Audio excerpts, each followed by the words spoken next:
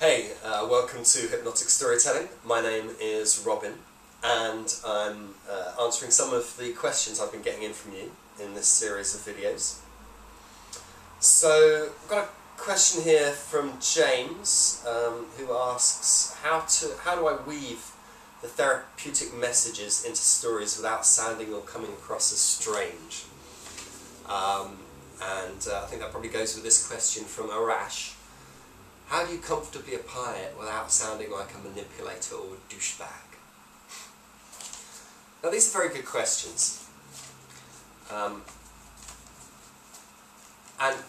before I answer them, I'd like to ask you to consider something.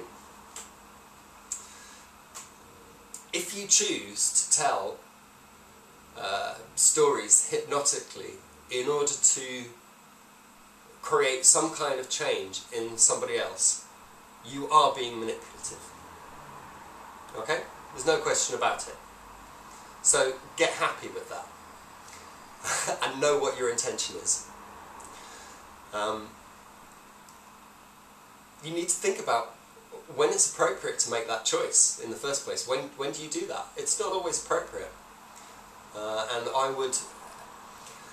One of the reasons that I do this, and one of the things that I think me and Igor really enjoyed about hypnosis and hypnotic storytelling was the potential for guerrilla kindness, was the potential to go out there and cheer people up. You know, if every time you meet somebody you can chat to them and leave them feeling better, you know, more alive, you know, more connected to their sense of who they are than when you left them, then you're doing a good thing.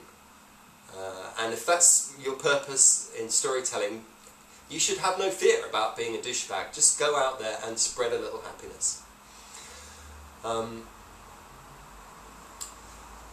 In terms of using stories like this deliberately,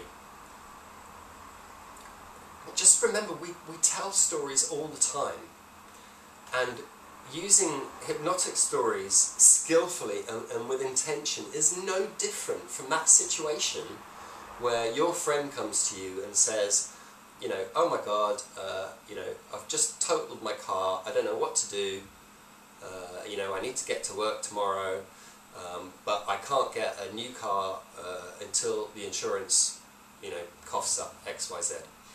I don't know, that's a really elaborate, I don't know why I just made that scenario, I don't know why I went there, but let's go with that one.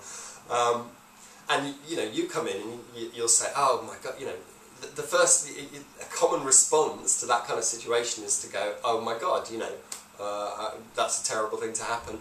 That happened to a mate of mine, this is what my friend did. That's how we give advice all the time to people, right? It's just to take another situation that's comparable and talk about that in the context of our friend's problem in order that we present to them a potential solution. That's the simplest level of hypnotic storytelling, and you do it all the time. It's just natural, right?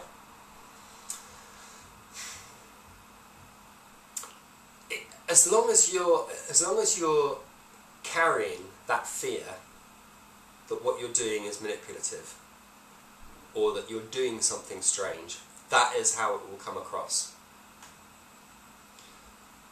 When it becomes totally natural for you, it will come across totally natural. Practice telling stories naturally, for no reason whatsoever, just to entertain people. You will find, more often than not, that as you do that, you actually begin to make more positive choices in the stories that you tell and in the ways that you tell them. You already have loads of hypnosis training, I know that. I know because I've met James for a start. Hi James, how you doing? You already have all of that hypnotic technique, and all of that is available to you when you tell your stories. You have just got to put yourself in that position where you can do it comfortably and naturally, and know that your intention is, I'm going to use an old-fashioned word here, honourable. That you mean well for the other person. That is the easiest way to clear yourself of feeling like a douchebag. Because if you're manipulating somebody, if you're trying to use this stuff to get somebody to do something that isn't going to make them happier, that isn't going to, make them wealthier or richer, then guess what? You're a douchebag. Get happy with being a douchebag. Alright, thank you. See you next time.